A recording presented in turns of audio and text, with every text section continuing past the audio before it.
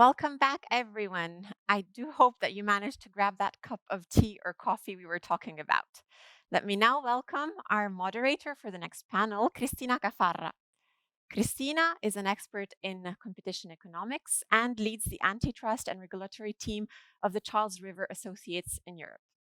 She has directed economic analysis in many of the significant competition investigations of the past 20 years.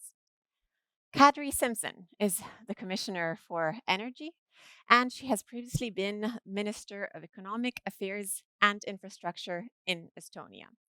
During the Estonian presidency, she has chaired meetings of energy, transport, and economy ministers. We have with us also Artur Dela. He is an interpreter based in Poland since 2015 and chairman of Eneris Group, which is participating in the first important project of common European interest, also called IPCI, on batteries. In December 2019, the European Commission has approved 3.2 billion euros of state aid given by 7 member states for a pan-European research and innovation project in all segments of the battery value chain. And as Margarete was reminding us this morning, just a week ago, the Commission has approved 2.9 billion euros for a second battery important project of common European interest, always state aid, of course. And then we have here with us Marco Alverà. He is the CEO of Snam, the Milan-based energy infrastructure company. Marco has 20 years of experience in Italy's most prominent energy companies and has written books on hydrogen's potential in the fight against climate change. We also have Wendell Trio. He is the director of Climate Action Network Europe, drawing on his 30 years experience in working for NGOs, including Oxfam and Greenpeace. He provides overall strategic guidance to his network of over 170 non-governmental organizations. Cristina, over to you.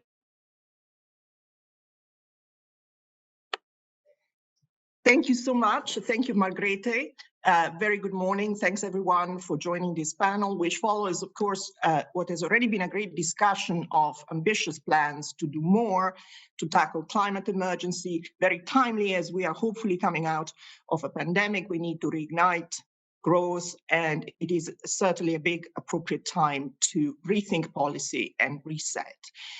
Of course, we've heard it already this morning, competition policy and enforcement can only be a tool, but not necessarily the primary drivers for greener investment. Other tools in the box need to drive these type of objectives more directly. We heard particularly, I think, from Philippe Guillon this morning that we need taxes, we need subsidies, we need possibly the equivalent of an ARPA for energy. And of course, there is civil society that plays an important role in all of this. Demand-led initiatives are important. And that's because, of course, we are looking at externalities, market failures, all over the place in this kind of space, which justifies state intervention to support the investment that we need that otherwise wouldn't be made, or to make the trade-offs that we need. So, but nonetheless, competition matters a great deal to create the incentives that we need to spur technological change, creates jobs, increase productivity, growth. And this is because, of course, Margrethe has made the point repeatedly, the ultimate goal of competition intervention is as part of the toolbox of the economic policy toolbox is to keep markets competitive, because it's only competition that spurs and drives innovation. We know this when we apply merger control. We do not believe that consolidation of markets drives innovation unless there are significant efficiencies. We know that when we think about agreements, we need to be very careful, because it is not markets that are catalyzed, of course, that can drive innovation and efficiency. And we know it because it is the experience that we directly have, that some of the cartels that have been pursued have actually been founded on some allegedly green initiatives. So the concern that has been mentioned already about greenwashing is real, the lobbying is real, and we need to be very careful, I think, in pursuing this. Now, all of this said, the question that is going to be addressed today is very much the question of whether, nonetheless, competition rules enforcement are supporting or hindering to some extent the progress towards these goals. And there are concerns expressed by some that this is the case, and so regulation is cumbersome and may even put a brake on the initiative that we need to leverage investment. So the next two panels later today will do a deep dive into the individual instruments that are at play here, antitrust and state aids. We will not be doing that in this panel. The purpose of this panel is really a transition to that discussion, and it is intended to hear particularly from industry, from NGOs, and of course the Commissioner about these initiatives and a view as to what is the role of competition policy from the front line, from the coal face. So I think that we are going to hear a lot of interesting things from the speakers in the next hour. We will organize the discussion in two blocks. We'll structure it along two main areas. We'll start with regulation.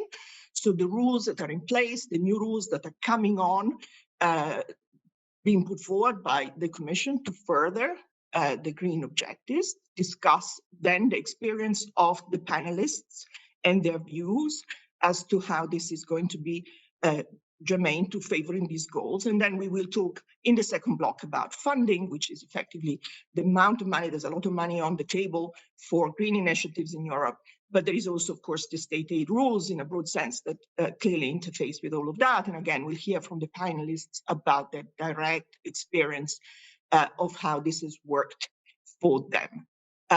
Bearing in mind that, again, innovation is the goal, and it is what we need to be thinking about at all times. Let me go straight into the discussion. I would like to start by asking first the Energy Commissioner, Kadri Simpson, to give us a brief overview of what is the strategic vision, the most important new regulations that are being pursued, and how she sees these driving forward innovation in the first place. Thank you.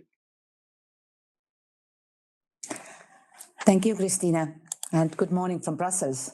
Well, we all know that the green transition is a priority for this European Commission, and not only because we care about our planet and the future, but also because if our strategy is right, Europe can recover and emerge stronger from the current crisis and also be a leader of green innovation and growth. And as Margrethe, Executive Vice President Vestager and Executive Vice President Timmermans have already recalled, last December, the European Union agreed to increase the NHS climate targets for 2030 to reduce greenhouse gas emissions by at least 55% compared to 1990. And our analysis shows that this ambitious target can be achieved mainly with the technology and infrastructure that is already available today. And we are already on our way there. For the first time in modern history, the share of renewables in EU electricity generation overtook fossil fuels last year. And renewable energy technologies are now mainstream. In the past year, the share of wind and solar generation averaged 54% over an entire week in Spain, for example. And in Germany, it went as high as 57. According to Bloomberg New Energy Finance, there are 37 gigawatts of subsidy-free photovoltaic projects in the pipeline in Europe, and around 1 million electrically chargeable vehicles were sold in Europe only last year. So these success stories are also the result of a favorable regulatory and favorable regulatory competition environment. And this shows us that regulation and competition policy work best when they work together. But to reach our long-term targets, we will need to develop and deploy new technologies because with climate neutrality as our aim by 2050, the energy system will be fundamentally different from today. Much more renewable, much more electric, and much more efficient and integrated. And two key future technologies are hydrogen and energy storage, for which deployment at large scale should start in the second part of already this decade. And public support will be needed for technologies that are still too expensive to compete on the market. And here, coordination at the European level will be necessary. to avoid market distortions and waste of resources. And to make this happen for hydrogen, we already adopted the hydrogen strategy last year to guide and drive our ambition. And in the end of this year, we will propose a package for decarbonized gas and hydrogen markets, creating a well-functioning competitive market for renewable hydrogen will be a major focus of this. And when it comes to the role of innovation for green growth, we have two aims. First, to make sure that our revised energy, climate and environmental regulation supports innovation. And this year will be extremely important from this point of view, as we will come forward with a Fit for 55 package to ensure we have all the regulatory elements in place to achieve our 2030 targets. And this will include the revision of renewable energy and energy efficiency directives, emissions trading, effort sharing, energy taxation, and the carbon border mechanism, as well as strategies for circular economy and biodiversity. And as I mentioned earlier, in the energy sector, we will later in the year also take a close look at the gas and hydrogen markets. And second, we need to make sure that all our supporting policies and competition policy in particular help us to reach our overarching policy objectives. From our past experience, the Electricity Market Directive is a good example of how Europe and how European regulation prepared the market for the penetration of renewable energy and also for distributed power generation. And we will aim to repeat this success with our hydrogen legislation. And our ultimate goal is that we want everyone, private and public, to play their part in supporting the European Green Deal. And that also goes for competition enforcers. That is why Margrethe Vestager launched this debate on how environmental and climate policies can better work together with the competition rules. And the competition policy has a significant role to play to ensure an efficient green transition, competitive markets, to encourage firms to produce at the lowest cost, to invest efficiently and to innovate and adopt more resource and energy efficient technologies. And competition enforcement works best as a green policy when it works hand in hand with regulation, including taxation, which makes companies bear the cost of negative externalities of their activities. And therefore, in addition to the 200 contributions we have already received, I will be very interested to hear from our panelists whether we are getting this mix right and where we could still improve. Thank you very much, Commissioner. A very good overview. And I think it is time indeed to hear from industry. Industry has contributed significantly to the consultation. I'd like to give the floor to Marco Alverà. He's the CEO, of course, of Snam, a major European utility company for natural gas, which has been at the forefront of the hydrogen initiative. So to begin with, I'd like to hear you giving us a bit the hydrogen business case, if you like, as an example, against the backdrop of what the Commissioner has outlined, the initiatives she's spoken about. How do you see that kind of initiative being helped or hindered by current competition rules? What works, what doesn't? What would you like to see changed? Thank you. Thank you very much, Christina, and thank you for having me on this panel. This is a very good timing to have such a unprecedented teamwork among the business side and the policymaking side. Snam is based in Italy, but we're present in several countries in Europe. Christina, you've asked me, and I think I have 5 or 6 minutes to summarize the business model. That's a big ask. I will be quick on the business model and try to focus on some ideas, and then we will also follow up with a note so that we can go into more detail. The business model is quite simple. As Commissioner Simpson just reminded us, we have a lot of existing infrastructure available. And the benefit of hydrogen is that we can tap into resources which were unused. So we will need to import significant volumes of hydrogen from outside of Europe, as well as producing as much as we can, of course, in Europe. And we have the opportunity to use existing pipelines. As same exact thing we did for the gas market, but this time around, we should really try to make it as harmonized as possible. To move hydrogen from a hydrogen producing region via pipe costs around 0.5 to $0.2 per kilo. To move it via ship will cost more than $2 per kilo. So there's a 1 to 10 difference in using it and moving it via pipe and via ship. So we need to really work hand in hand. We need to try to achieve in the next 5 years or even sooner what we have achieved with the energy and the gas directives over a period of more than 20 years. Now, going into some of the specifics, I welcome what I heard earlier this morning from Executive Vice Presidents Vestager and Timmermans, really to work as a team to make it easier to invest. I think it's really important to replicate the successes we've had with the third package, where TSOs really played a key role in a lot of these investments. We need a level playing field. We need really innovation to be at the forefront, but really need to work in an integrated way. And maybe we come back to this later when we talk about the IPCEIs. We need hydrogen diplomacy when we approach third countries. We need to have standards, certificates of origin. We need to work on common safety measures. And we really need a market which becomes, as quickly as we can, liquid, interconnected, and flexible and affordable. In order to support all of this, we really need a level playing field. We have different rules applying in different countries, and we have different governance applying in different countries. So we really need to work on harmonization a lot. Overall, hydrogen in 2050 may make up 20 or even 22, 25%, 18, a big part of the primary energy mix. The technologies are there. The willingness of entrepreneurial companies and TSOs are there.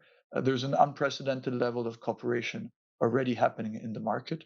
Let's make no mistake, this will be a fiercely competitive market, and it has to stay a fiercely competitive market, because only through competition will we be able to lower the costs. So the race is on to lower the costs. We start from the steel sector, for instance, is a very strategic sector for Europe. We need to deliver clean hydrogen at the lowest possible cost. Now, I have nothing against multiple colors of hydrogen. There's now a color coding going on. If that can help lower prices faster, at least to get the demand going. We have a sandboxing approach that we think is necessary. Before we set rules that prevent operators from investing in the sector, we really need in the first phase to have a sandboxing to get the market going.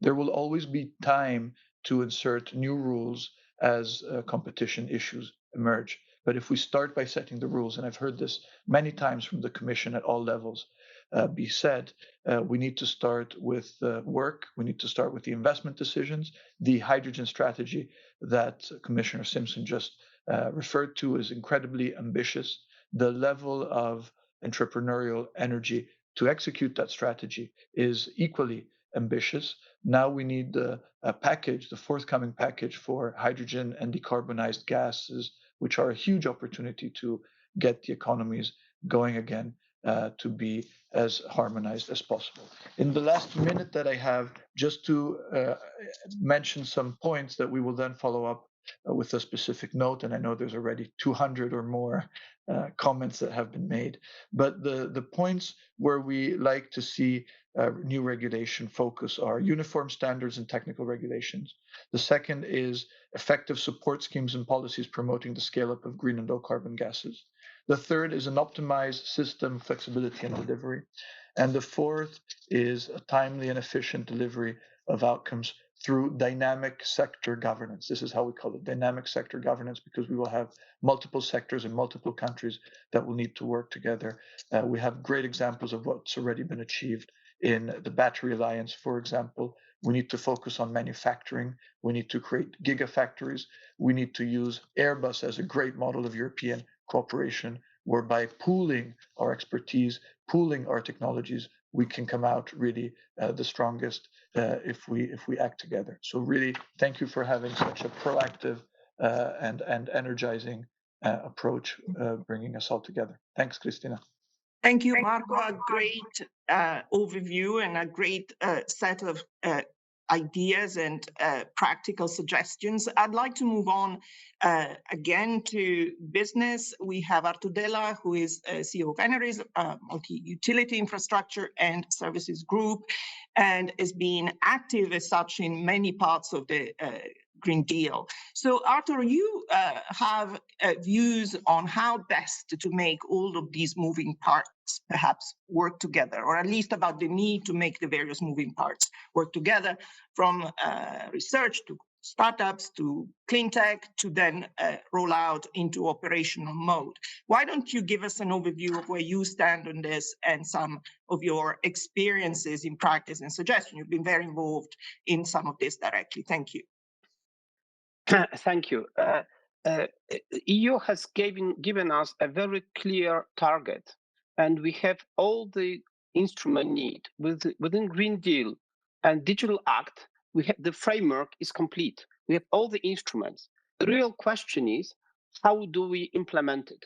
And the implementation is the most complicated target of us, because it requires cooperation of many parties. First, it requires a cooperation between industrial policy setters, the EU and national governments, but with companies. The example of Japan has shown very clearly that the METI was successful because they had instruments in form of companies which were willing to invest in innovation. Currently, the big companies are not innovation driven because they are market driven and public markets driven. So this cooperation and the conference of today is a very good example. The second thing is the cooperation between companies and the public sector, because the public sector has many ways of blocking innovation or encouraging innovation. It is the public sector which gives authorizations to build new factories. How can I build a factory if I cannot get an environmental impact study approved? We need authorizations. So a cooperation between companies and the public sector are very, very important. And these general targets which have approved on European basis, European level, and all the population in Europe, I think, is for the Green Deal. I didn't even met a person which was able to argue that it's the idea. Everybody agrees on it. But how do we implement it? When it comes to the administration, on the bureaucracy, it's always blocking the innovation. It's like driving a car looking in backwards mirror. That's exactly what we are doing. So one of the speakers said we should think about public procurement law. It's a very powerful tool, because the public procurement law can encourage innovation or can block innovation. The third thing about innovation is the value chain. The theoretical view is that we have some intelligent scientists who do in the lab something, then it comes from the lab, they look for implementation, they find an industrialist, they establish a startup, they find an engineering company, and finally, at the end of the day, someone is going to build this. It doesn't work this way. It's exactly the opposite way. If we don't have operators, people who are currently operating heating plants, district heating plants, generation plants, wastewater treatment plants, waste treatment plants, if these people who are now in charge of the business, which have infrastructures, which are making money of, if these people do not invest or not allowed to invest in implementing innovation, stimulating innovation, it will not work, because scientists have to be guided, and the path from a startup to implementation is impossible. We don't have time for it. We don't have time to wait. Someone said earlier this morning, we have 3 years. It's absolutely correct. We have a very short period of time to set not the rules, because the rules are they're absolutely perfect and correct. It's not a question of competition, the question of having actors which are able to implement such innovation. And we need several actors, but we also need among these actors locomotives. We have a lot of wagons. Now 2 IPCEI on batteries, and altogether it's like 70 companies. Will we have 70 Teslas? No. Will we have 70 LGs? No, we won't. If we have 5, if we have 2 or 3, it will be perfect. With 10 important companies, they will certainly set the drive. Companies which were around in these sectors 10, 20 years ago, that not these companies probably will drive the change. The change is driven by new actors. Are they startups? No, it's a California view. We are different in Europe. We are more cooperative. And so the way that the R&D can be implemented has to be initiated by people who are in the business. If I want to work in energy transition, the first thing I should do is to buy a coal-fired district heating plant and turn it down, putting something else, and this something else should be able to work on whatever the fuel we have today, whether it's waste, biomass, eventually gas, provided that in the end of the day, able to turn this gas into hydrogen. And this hydrogen should be green. The green hydrogen is the solution for us all. And the green hydrogen should cooperate with batteries, because e-mobility will not happen by hydrogen only, by batteries only. It will happen only if the two of them are cooperating together. So this interdisciplinary approach is absolutely key. And the fact that the EU is setting the industrial policy is an incredible chance for industry to go into this direction. And it is not only about subsidies. I think subsidies is just one of the tools. The policy is the tool, and companies understanding how to fit into the policy is the implementation, and the public sector not blocking the innovation has an important role to play, because until now, bureaucracy is blocking anything we come to the market. Thank you, Arthur. A lot of great ideas from you too. I wish we had more time on this panel to hear more from industry, because it is certainly a creative set of suggestions. What I hear very strongly is a call for more coordination, more streamlined implementation rather than a revolution, but a lot of ideas there. We don't have time to talk more about the regulations. I want to move to the second part of the discussion, which is, of course, about the other key area here, which is funding. We need the funding, of course, also to leverage the private investments in innovation. And of course, as mentioned, there's a lot of money on the table on the part of the Commission, multi-annual financial framework, the big recovery plan. A lot of this funding is supposed to go to green investment, concrete targets about how much should be going into green, and so on. And then on the other hand, we have the state aid rules. Are they cutting across any of this? The state aid rules are being revised themselves, guidelines that focus on renewable energy and environment, the ETS scheme, and even the IPCI, which we'll discuss in this segment, are certainly coming to the fore. So I would like to start again with Commissioner Simson and have her views on what the Commission is doing about the funding options that go specifically into the green transition, and how does this interact with state aid rules from her perspective. Thank you. Thank you, Christina. Well, where the market can't deliver the outcomes we want as quickly as we need them, public funding can step in to accelerate the transition. And we believe that our current challenges can be turned into opportunities for a sustainable European industry and growth and jobs in general. The Recovery and Resilience Package is an unprecedented response to the economic crisis related to COVID-19 pandemic, and to achieve our 55% target by 2030, annual energy investments in 2021 to 2030 will need to increase by around 350 billion per year compared to what we invested in the decade before. This is definitely a challenge. Yet it is doable, and will also be a substantial contribution to the economic recovery in the next years. 30% of the new multi-annual financial framework and recovery package will have to be used for climate-related investment. And for the Recovery and Resilience Facility, this figure is even higher, 37%. This means that from the RRF alone, around 250 billion euros will be available for renewable technologies like wind power and hydrogen, also energy efficiency and renovation. And other funding sources within the MFF are specifically targeted to support innovation and emerging technologies. Also, historic, this is still not enough.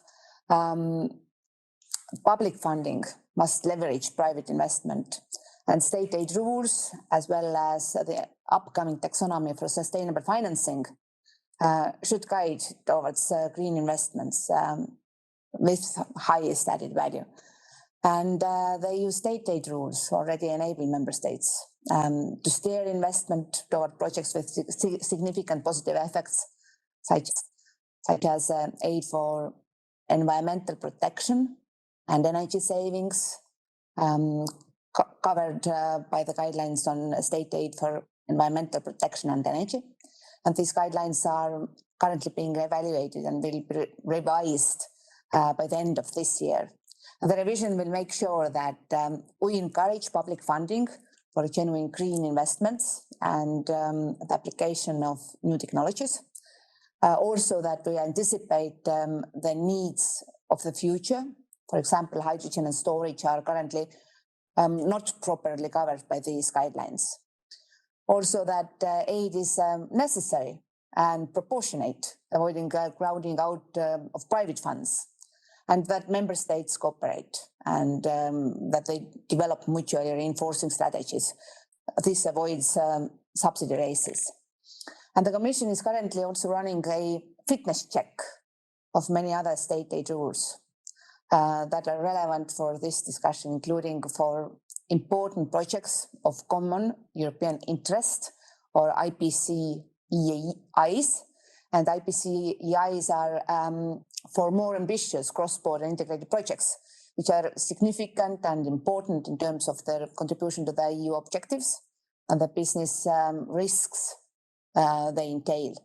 And IPCEIs may, for example, aim to develop and deploy technologies for renewable hydrogen and the necessary infrastructure for producing, transporting, and using it in innovative ways. And several member states are already closely cooperating to set up IPCEI projects in the field of renewable hydrogen. We hope to see first projects notified already this year.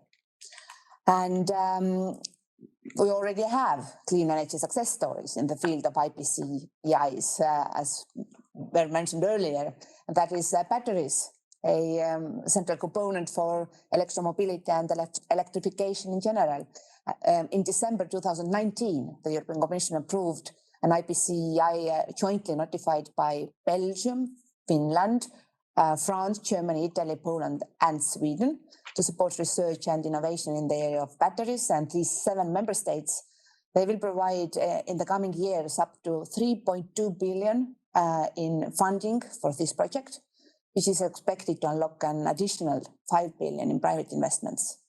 And a second IPCEI on battery value chain innovations involving 12 member states was notified in December last year, and a Commission decision is imminent. Fighting climate change is a global challenge, and as we take action, we do it in a global context, while we are working with our international partners so that they also develop systems to factor in emission costs. We also need to help energy-intensive industries to cope with higher electricity costs from the EU's emission trading system, ETS. And in September last year, the Commission revised the state aid guidelines for the new ETS trading period. The guidelines limit carbon leakage protection to the sectors that need it most and require stronger efforts from the beneficiaries towards energy efficiency and decarbonization. And meanwhile, we are also working on a carbon border adjustment mechanism to be tabled as part of the Fit for 55 package. Shaping EU's policy is a constant balancing act between different objectives and considerations. But if we get that balance right, the different strands of our actions will reinforce each other. So clear goals and public funding complemented by fair competition, well-functioning and private initiative is also a key word. Thank you. Yeah, I will finish here. Thank you so much, Commissioner. I would like to bring in our fourth panelist who hasn't been given the floor yet. Wendell Trio is for Climate Action Network, an NGO who's very active in this space. And I would like to hear from him, particularly about the state aid piece. You've been very vocal in pointing out in your submissions some of the ways in which the current state aid rules are somehow not doing enough to further the green objectives. I think you object to some of the properties of the ETS, of the trading schemes. You're critical of the phase out of coal. You are worried about some of the sources of energy like biomass not being quite what they're supposed to be. So why don't you expand on this? Please, Wendell, you have the floor. Thank you, Christina, and thank you for giving me the possibility to address this panel and this forum. And obviously, the competition policy and the Green Deal are very much interlinked, not only because, indeed, as many speakers have already indicated, competition policy should help implement the Green Deal, help fight climate change, but also because it's very clear that climate change is a threat to and a risk to our economy, to our businesses, but also to our competitiveness. And 2020 has been a very bad year in that sense. It's been a little bit covered actually by the COVID pandemic, but we have seen quite a bit of economic impact over the last year. The insurance company Munich Re has calculated that economic losses due to climate change and extreme weather events have been over and above $200 billion in 2020 alone. So it is very clear that we need, not only because of environmental and social concerns, but also because of economic concerns, we need to tackle climate change, and we need a massive transformation, not only of our energy system, but also of our economy as a whole. And we need to phase out the use of fossil fuels if we are to meet the objectives of the 2015 Paris Climate Agreement. And this massive transformation will need innovation. We will need innovation to play a role, not only innovation in technologies, because there's a lot of technologies are already available, but also innovation in processes, in infrastructure, and in the way we use and consume these products. And only then, if we have this innovation, can we ensure that we're able to leave fossil fuels in the ground, which is where they ought if we are to avoid dangerous climate change. And as I said, competition rules can, and most importantly, must play a role in supporting this innovation and in making this transformation happen.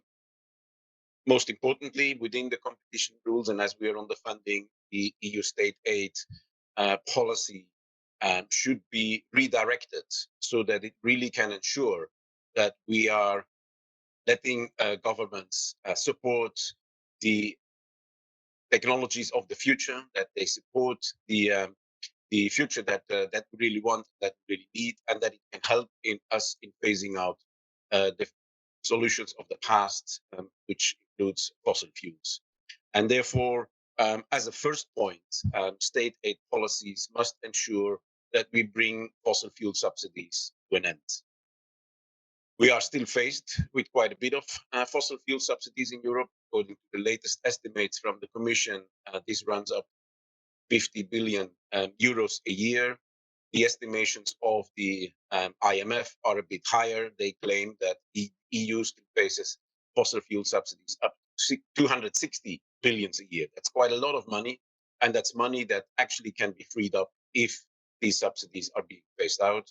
A phase out actually that is only just repeated by the Council conclusions from the General Affairs Council last week that are calling for a global phase out of fossil fuel subsidies. Of course, to make those conclusions happen, Europe needs to start doing this at home. And I mean, just as an example, our colleagues from Client Earth have done an analysis of all of the state aid exemptions that have been requested in the last 10 years for projects related to gas. And they found that none of them actually have been rejected by the Commission. So all of them have got a positive approval. And in most cases, there have been little to no environmental assessments of the impacts of these projects on climate change. So definitely there's a need for stronger rules that ensure that we leave the examples of the past behind us. On the other side, we do need state aid for innovation towards the solutions of the future. And we have seen some of those, and that's definitely an argument to ensure that we continue with selecting the right issues to support. One of those examples relates to solar power. In the last decade, we have seen the cost of solar power dropped by at least 80% in terms of costs. This has been, to a large extent, been able because governments have been supporting the further development and expansion and deployment of solar power, and that has been massive and important support to make this specific technology one of the cheapest forms to produce energy currently in Europe. But secondly, next to making it much more cheaper, these state aid support has also allowed for the energy transition to come home to citizens because of solar roof installations having made or engaged citizens into this transformation. There are many more examples of where state aid can actually play a role in transforming our societies. These relates to renewables in heating and cooling. These relates to energy savings measures in buildings, the electrification of transport, and so on. So we have a whole range of those elements that are important. And of course, my colleagues in the panel before have been pointing to hydrogen, which is an important issue. But for us, it's very clear that there we need to ensure that we really go for the hydrogen that we need long term, which is hydrogen without fossil fuels. And so state aid should only be limited to only support renewable hydrogen in future. To conclude, for us, it's extremely important that the Commission ensures that state aid support in the future is really being directed towards the right solutions on the basis of clear conditionalities on what can be supported and what cannot be supported, which can be based on the taxonomy, if the current taxonomy being strengthened to ensure it excludes and clearly, explicitly excludes support to fossil fuels, and on the other side, clearly identifies what can be supported in the future. Secondly, these guidelines need to be strongly monitored and above all need to be implemented. And that's an important role for the Commission through state aid guidelines in the competition policy. Thank you. Thank you so much. Thank you so much, Wendell. This is a very welcome call for focusing clearly on the tensions and the contradictions that sometimes exist, of course, between objectives that are being pursued. A number of times we've heard mention of IPCIs, and I want to go to that because it is a bit of a poster child for what can be achieved in this space. We have heard Philippe Aghion this morning speak in favor of sectoral state aid as something which is consistent with competition rules. IPCIs, of course, are a model for the ways in which large-scale projects can be approved in a more streamlined way, bringing together companies, research centers from different member states. And so these are seen as perhaps the most innovative and desirable way in which innovation can be pursued through state aid. I want to bring in Arta again, because of course I know that you have direct experience of IPCI, you've participated in the battery one. I'd like to hear again a view from industry about, it's all very well how it works in theory, but what is your actual view of how this has worked for you as a model? What is the potential to really support innovation in a way that is practical, implementation issues and so on? Please, you have the floor, Arthur. Thank you. IPCEI is a fantastic instrument. Even so, it has two huge issues. First of all, we are trying to build an Airbus without Airbus. Many players, not the driver. Many wagons, not the locomotive. The second thing, I think, one of the pioneers in discussing with the European Commission on the IPCEI. I didn't get a penny of this money, and I was just informed that I'm out of it. So it's a very interesting case. It's a fantastic tool, and I must say that the European Commission was very attentive to a dialogue with companies which were selected by the member states. 7 member states have selected 17 companies. They had all of them a possibility to submit their project and have a dialogue with the Commission. And in this project, initially the project was split between FID and R&D. And I say, well, it's interesting, but what is really important for Europe is make more research, is to implement it. And I was heard, and the way that the judgment was made on the funding put on the same line research and development and FID. And as I said earlier, I believe that R&D makes sense if it's driven by someone who is able to build large-scale real factory and implement it. So we were really heard, and this was very positive. But then there was a second rule in this. When the IPCEI in 2019 was basically about advanced materials, cells, and recycling. Now, I come from recycling to understand the business. I've done some R&D, I understand it, but I say, well, it's funny. I don't see here modules and batteries. And the reply was, you know why? Because the participants were car manufacturers and they put together their own stuff themselves. They don't need batteries. See, why? We need batteries for energy storage. The Battery Alliance is much more than about e-mobility and cars. And we were heard. And then the current IPCEI is about advanced materials, cells, batteries, and recycling. And I say, well, it's interesting. How do you make recycling without being coordinated with advanced materials? And how do you make batteries which you can recycle if you don't work across the value chain? And my argument was, in innovation, a chain breaks by the one element only. If there is one element missing, you can't make it.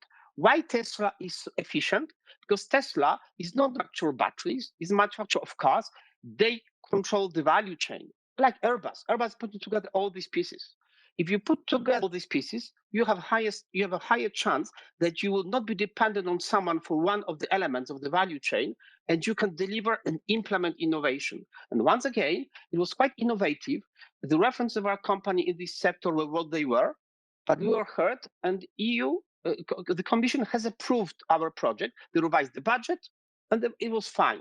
Then came implementation, and you asked me to give an example, and I give a very small, precise example. We won for representing Poland for public state aid. We discussed with EU for many months with all our colleagues. We set alliance with many companies in 5 of 7 countries, and then came the time of implementation. And then the question is, from which pocket do I take the money? When they talk to the pockets having the money, each of these pockets has its rules.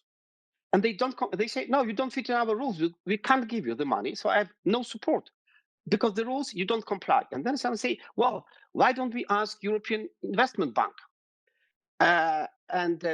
So we went to Jaspers, and Jaspers says, fantastic, very interesting, innovation supported. By the way, where is your building permit? Ladies and gentlemen, I have 20 projects, research and implementation, 20 projects. Which building permits do you want me to give you? Because, by the way, the most important, the fact I can't give you the building permit because my impact study didn't start because I didn't finish the research. So the problem we have in implementation is bureaucratic rules which are not adapted yet to the strategic views which both the European Commission and governments have, and everybody is fighting with its own bureaucracy. Thank you. Thank you. Again, a great set of practical examples. Let me give the last 5 minutes for discussion to, again, Marc Alverà. Snam, again, has been involved in the battery IPCIs, but also there's potentially a hydrogen IPCI probably coming. And so you're very, very much au fait with all of this. But please give us your views on this and more generally about the state aid perspective. Thank you. We are indeed involved, and we think this is one of the best tools available because it really combines the industrial policy and the competition policy with the state aid rules and exemptions that are necessary in this first phase, as we said, of sandboxing and of startup. I really agree with what Dela just said, and so I will need to speak for less than 5 minutes because he said a lot of the things I would like to say, and I don't want to repeat him.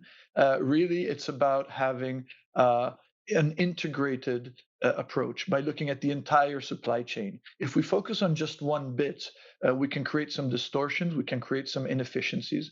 And if we focus on one country, as I said earlier, we will create a lot of inefficiencies. So we need to look at a cross-border integrated process and what is really best for Europe. And this is where we can come out really stronger, probably than anyone else in the world, as we have been able to do in certain sectors already. I would like to go into a little detail of what we are actually doing, because I think it's interesting to really look at the specifics. We are working with several member states on a project. We're working with multiple companies, De Nora and Techint and steel producers. We are focused on projects that combined will generate 1.5 gigawatts of green hydrogen. And these are declined in several projects. These are 6 projects. The first is a hydrogen valleys. This is about putting in Taranto 300 megawatts of green electrolysis to supply some green hydrogen to refinery as a feedstock, to the steel industry as a potential feedstock, and for the harbor of Taranto. As I mentioned, we're very focused on green steel. Here we have a project with Techint Tenaris for Dalmine, with a modular approach starting at 120 megawatts. We're indeed the third project working on trains. In Italy, we have 40% of trains running on diesel, and this is really a low-hanging fruit to switch from diesel to green hydrogen. A lot of these trains, for about 4,800 kilometers, actually cannot be electrified, and so hydrogen is really a useful and practical step. The fourth project is around trucking infrastructure. We need to create the famous blue corridors that we've been talking about. This doesn't mean it will be blue hydrogen. It will be mainly green hydrogen, but we need to create these corridors for trucking, and we're already working with several countries. The fifth project is what we're doing with other TSOs, which is really about the asset readiness. We think our network is already 70% ready to take on hydrogen. The question is, how do hydrogen and green gases and biomethane interact? Because in the steady long-term state, we will need both. And so we're working to define which parts of the network could serve which. And really on the storage, we need to do a lot of work on the storage, because the network is the easy part. When I say 70%, it means entire parts of the network can take already 100% hydrogen. We've been the first to blend 10% hydrogen and gas. So the problem is not the pipe. The problem in the system is the storage, and we don't really yet know for sure what happens when we put a blend of hydrogen and methane into our depleted gas fields that we use for storage. And the sixth I've already mentioned is really the gigafactory.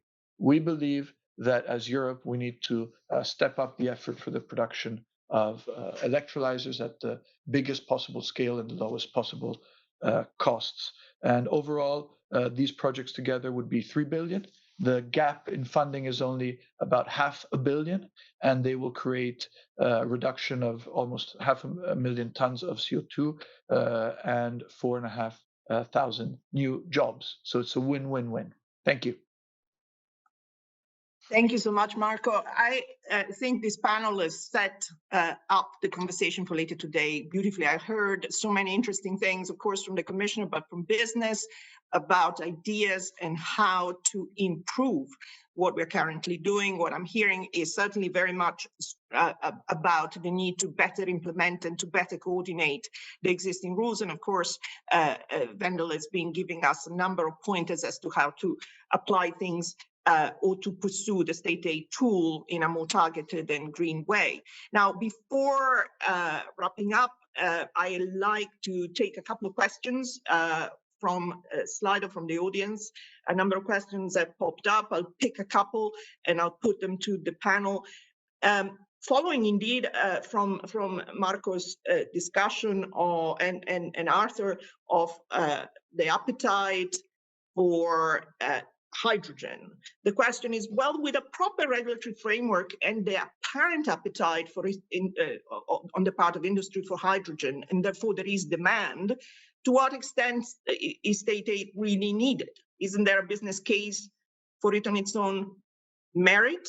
Who wants to take it? Marco, do you want to go first, and then Arthur, perhaps? Thank you, Cristina. I'll be very brief. I think we need to, the good news, as I said earlier, is the funding gap is not so big. And as we think about converting the steel industry from coal to hydrogen, of course, there's an extra cost for that. So we cannot force a steel company to just source more expensive, clean hydrogen. We need to be very sharp and very focused. The beautiful thing is, because the funding gap is not so big, especially when we look at diesel, especially when we look at CO2 prices going up, we need some focused policy nudges. So it's not a question of massive state aid. It's a question of being really focused for a period of time that's needed to get the cost of the electrolyzers down. Once we get hydrogen at $2 a kilo, then there's a big snowball effect. Then it kind of goes on its own because it becomes cost competitive without too much support. Thanks. So that's great. So you're saying that the investment really needs a bit of funding to get over the hump, and then possibly can snowball. Arthur, what's your view about this? We certainly do need public support, because time is money. If we have very little time and we need to accelerate, we need only money can accelerate the process. Now, there is another reason for which we need state aid. I'm hearing a lot about green hydrogen. In order to make green hydrogen, either we make it from electrolysis, which is physically inefficient because you put more energy you get out of it. There is another route, which is through gasification of biomass, of residual waste. And this new innovation requires to be accelerated, requires funding, because no bank will lend me money to build a real scale first plant. The rule is not to have a lab plant, is to have real plants. And everybody will buy a plant if you have two running. We don't have two running if we don't have public support. So we definitely do need public support to implement innovation hydrogen, which is absolutely key for our future. Great. Let me take a final question, and I'd like perhaps the Commissioner and Wendel to just chip in on this. The question is to the Commission, but I think Wendel has views. The question is, does the Commission believe that low carbon hydrogen deserves as much support as renewable hydrogen in a long-term, no regret perspective? Is it something that, Commissioner, you'd like to take, or Wendel, you want to jump in?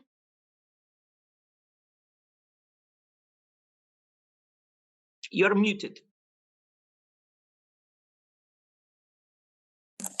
Unbelievable that it still happens. Short comment on hydrogen, that we are, from Commission side, we are supporting a hydrogen innovation project from Innovation Fund and Horizon, for example. And according to our hydrogen strategy, our priority will be green hydrogen. That means renewable hydrogen. But of course, right now in the current situation, all the means that help us to create a well-functioning hydrogen market with clear rules are useful. Thank you. Yeah, if I just may add to that, for us, it's very clear that looking at the whole climate change debate, long-term perspective, really go for sustainable solutions in case of hydrogen that is really only hydrogen-based. And of course, that needs a rapid expansion of our renewable energy capacity, but it also needs we invest in technology hydrogen based.